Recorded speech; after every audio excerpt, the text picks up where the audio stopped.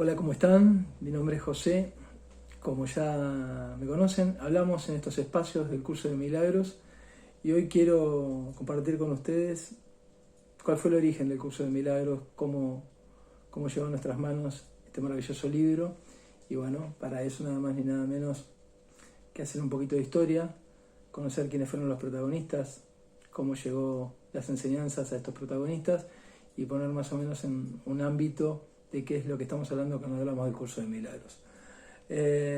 Como ya hemos dicho durante otros videos, el curso de milagros es una forma distinta de ver y entender la vida. Ver y entender la vida desde un lugar que aspira a encontrar la paz interior. Ese es el mecanismo. Y para encontrar la paz interior, el curso de milagros, que ante todo es un curso de enseñanza, lo que hace es dar un vuelco fundamental a todos los conceptos que conocemos y que hemos tomado como cierto a lo largo de nuestra existencia. Y cambia cada uno de esos conceptos, da vuelta cada uno de esos conceptos reformulándolos. Y en ese camino de la reformulación es que aparece una resistencia en nosotros, cierto malestar cuando empezamos a hacernos habitués de la lectura del curso de milagros, que con el transcurso de las lecturas y con el transcurso sobre todo de las prácticas que implica los postulados del curso de milagros, vamos superándolo. Ese quizás es el principal desafío para nuestra mente, el reformular cada uno de los conceptos que hemos tenido como cierto a lo largo de nuestra existencia. Pero es un camino maravilloso que se puede realizar con perseverancia, pero sobre todo con mucho amor, que es lo que postula el curso a lo largo de sus innumerables capítulos, ejercicios, libro del maestro y el canto de la oración, entre otras partes de este maravilloso libro. Es tan apasionante como recurso de enseñanza que para todos nosotros significó un verdadero desafío. ¿Quién de nosotros cuando empezó a hacerse, habitué de la lectura del curso no pensó, bueno, esto no es para mí? Y es ahí donde evidentemente el ego hace de las suyas, trata de desestimar nuestra voluntad, trata de hacernos bajar los brazos, pero es ahí donde nosotros tenemos que seguir en el camino que hemos decidido y no podemos bajar los brazos frente al descubrimiento de las enseñanzas que ante todo, y lo quiero volver a repetir, no crean nada de lo que dice el curso, pónganlo en práctica. Solamente poniéndolo en práctica se van a dar cuenta si lo que dice es cierto o no. Si no, se trataría simplemente de un dogma más, de una formulación, si se quiere, religiosa.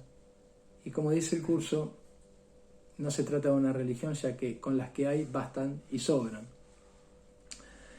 Cuando hablamos del curso de milagros tenemos que hablar de la persona que canalizó esta obra. Y para hablar de la persona que canalizó esta obra tenemos que hablar de Helen Schucman, nada más ni nada menos. ¿Quién era Helen Schucman? Acá empieza la primera gran paradoja de lo que es el curso de milagros, porque Helen Schucman era la persona, si se quiere, menos espiritual y menos religiosa que podamos pensar, y fue la que canalizó toda esta obra durante muchos años, allá a finales de la década del 60 y principios del 70, dándose la primera gran contradicción, cómo una persona casi atea podía canalizar un libro sobre espiritualidad. Esto a la vez es maravilloso, porque su formación, esa formación absolutamente, científica, hizo que Helen en un principio se resistiese a canalizar las enseñanzas del curso.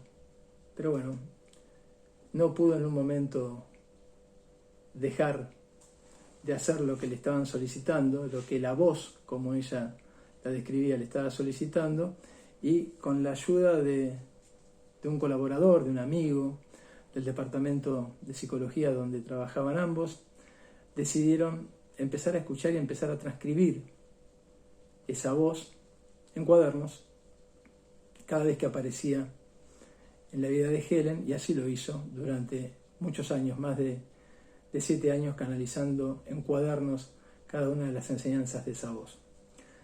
¿Quién era Helen? Helen había nacido en 1909, a principios del siglo pasado, en una familia, si se quiere, como ya hemos dicho, bastante atea. Sus padres de origen judío no se caracterizaban fundamentalmente por la espiritualidad ni el ejercicio de la religión, y desde chica a ella le llamó la atención o tenía inquietudes sobre los temas religiosos.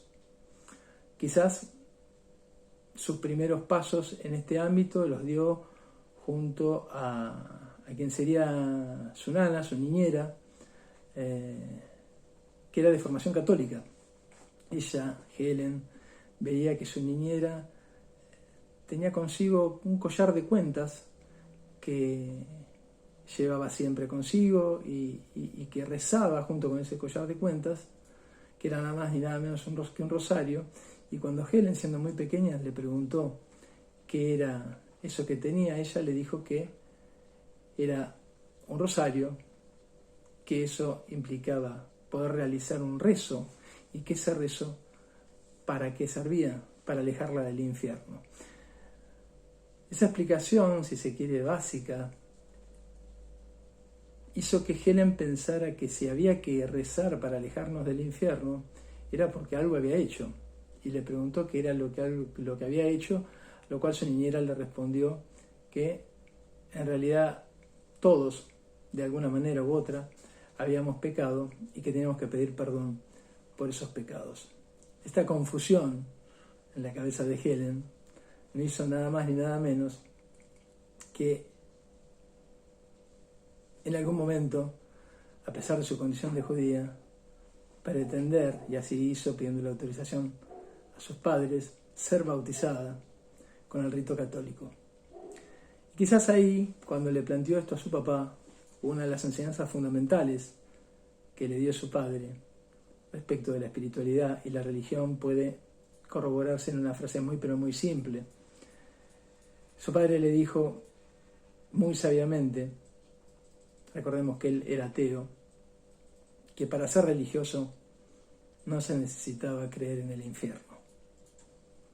Esta respuesta, viniendo de su papá, hizo que Helen recuperara cierta tranquilidad espiritual, aunque si bien las cosas espirituales siguieron ocupando un lugar fundamental en su vida, la respuesta de su padre satisfizo de alguna manera esa carga de culpa, esa carga de miedo, si se quiere, que había inquietado a Helen en sus primeros años. Ingresó a la universidad, se graduó como psicóloga, con una formación académica, con una formación científica, y pocos años después de haberse graduado como psicóloga le ofrecieron trabajar en un departamento de la universidad donde ella trabajaba,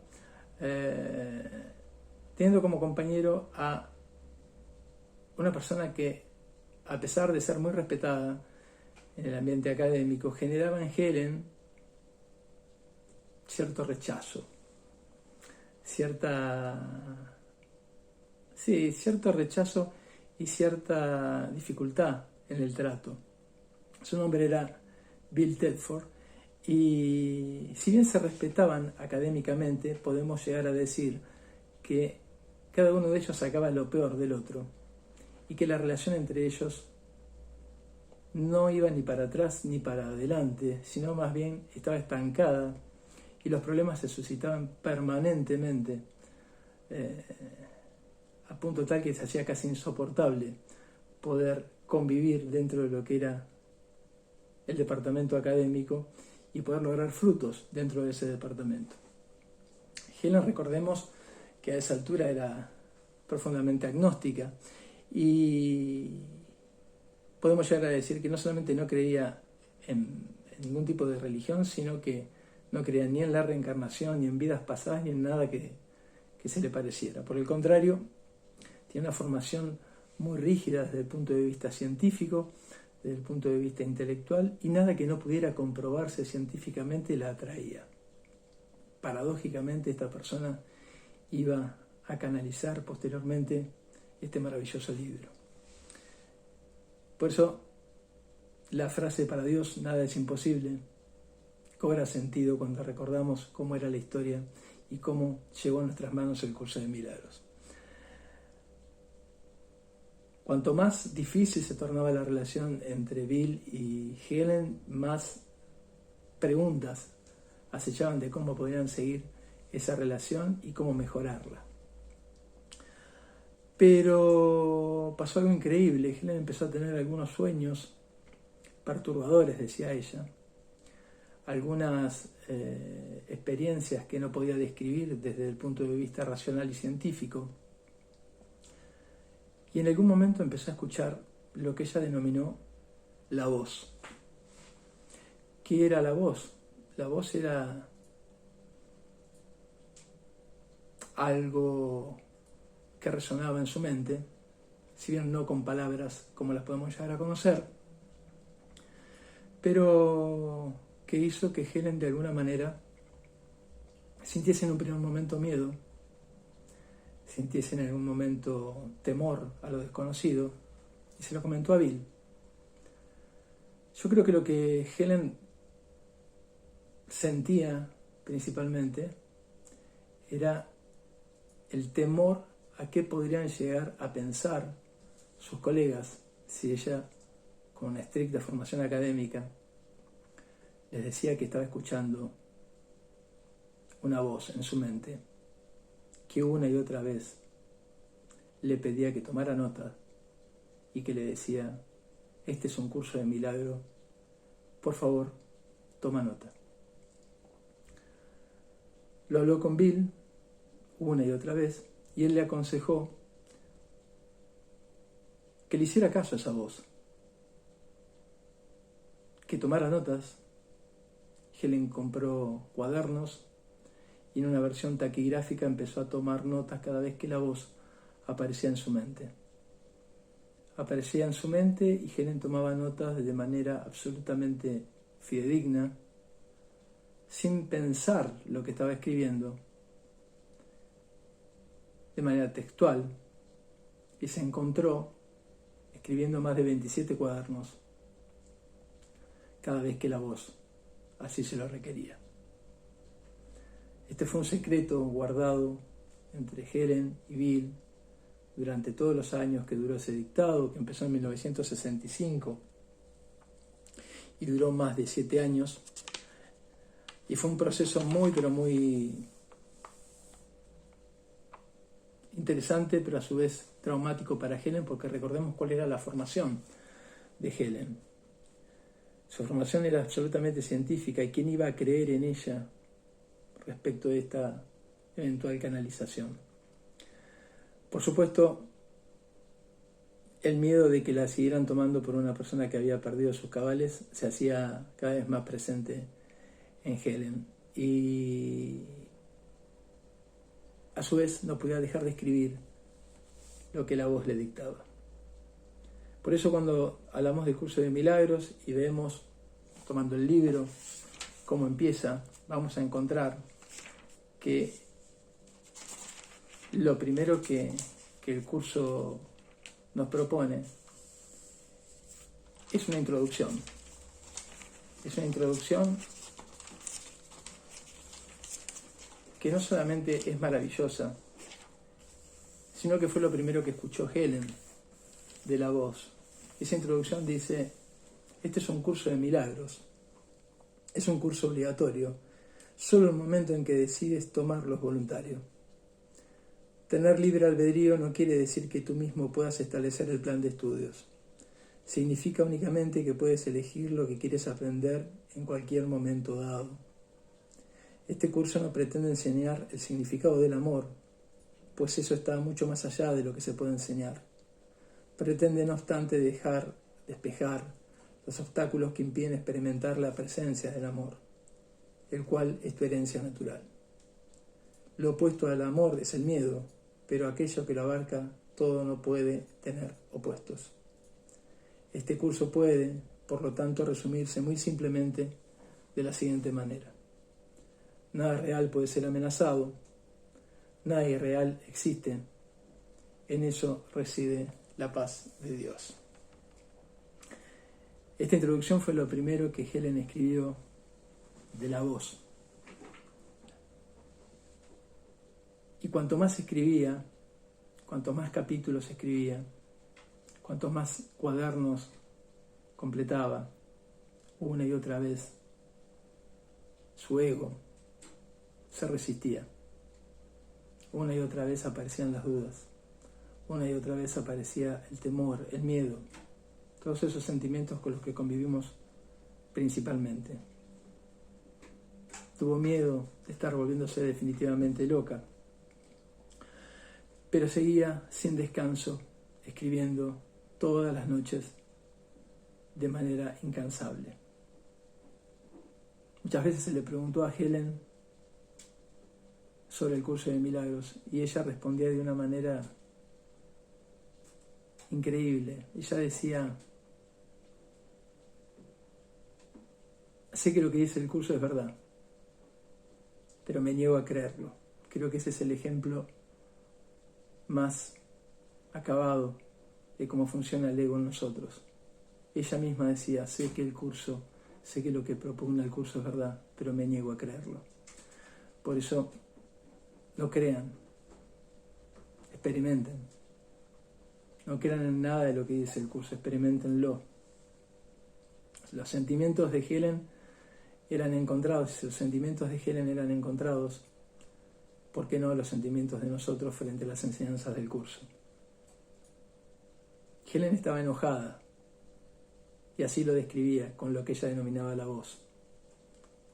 Y muchas veces ponía excusas para no tomar notas, pero cuanto más excusas ponía, la voz más insistía. Por otro lado, nunca pensaba en dejar de tomar notas. Qué contradicción, porque a pesar de su enojo, sabía que estaba cumpliendo una función. El curso fue dictado en primera persona. Si nosotros leemos el curso, vamos a ver que está dictado en primera persona.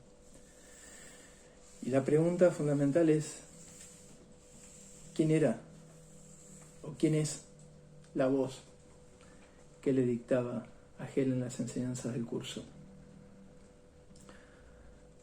Si leemos el curso, vamos a encontrar una terminología religiosa que a muchos les hace ruido, que muchos se niegan a tomarla. Yo creo que las terminologías y los conceptos no son importantes. Lo que es importante es la enseñanza que deja el curso. Si bien encontramos conceptos como Dios, Espíritu Santo, pecado, que algunos los pueden llegar a asociar con la religión católica, yo les aconsejo que no lo tomen de esa manera, porque van a entrar en una confusión que no es el objetivo del curso. Por eso, cuando se le preguntó a la voz quién era, cuando Helen, en medio de sus dudas, le preguntó a la voz quién era, la voz le respondió que era Jesús. La voz le respondió que era Jesús. Y si leemos el curso en varios capítulos, vamos a encontrar la explicación a esa respuesta. Era Jesús quien le estaba dictando a Helen el contenido del curso de milagros. No se trata de creer o no creer los postulados, no se trata de creer o no creer, sino de tomar en consideración ese contenido y ponerlo en práctica en nuestras vidas. El contenido del curso de milagros no es una religión, no es un sistema que propugna un nuevo sistema religioso. Vuelvo a repetir, lo que estamos tratando dentro del curso de milagros, cuando hablamos de los postulados del curso de milagros, es de alcanzar nuestra paz espiritual, en redefinir un nuevo modo de ver y entender la vida. Quise, con esta pequeña charla, tratar de darles un pantallazo de cómo se originó el curso de milagros, de cuál es el origen, de forma muy, pero muy abreviada, de cómo se originó el curso de milagros. Espero que realmente a cada uno de ustedes les sirva, que puedan tener alguna base o algún, si se quiere, punto de partida cuando ustedes tomen el libro y empiecen a leer de qué es lo que estamos hablando cuando hablamos del curso de milagros. Lo más importante, más allá de todo, es perder no solamente el miedo a su lectura, es saber que cuando estamos dentro de su lectura vamos a empezar a redefinir conceptos. Es lo que el curso denomina perdonar las ilusiones. Y son conceptos que fundamentalmente han traído o han hecho que perdamos nuestra paz interior. Son esos conceptos los que tenemos que reformular. Son esos conceptos a los que tenemos que darle un nuevo significado. Porque solamente dándole un nuevo significado vamos a poder encontrar el sendero que nos conduce al verdadero conocimiento. A todos ustedes, gracias. Espero que les haya servido este video. Vamos a seguir hablando del curso de milagros. Vamos a seguir hablando de sus postulados, de sus enseñanzas. Pero creo que el que ustedes entiendan que es un libro canalizado por Helen Schucman, de cómo fue su proceso de canalización y cómo llegó a nuestras manos, era fundamental para poder entender cada uno de sus postulados. Como siempre, les agradezco. Si les gustó este video, denle un like, y cualquier pregunta, cualquier inquietud que se presente, acá estaremos para tratar de solucionarla, para tratar de responderla de acuerdo a lo que ustedes propongan. Muchísimas gracias y hasta la próxima.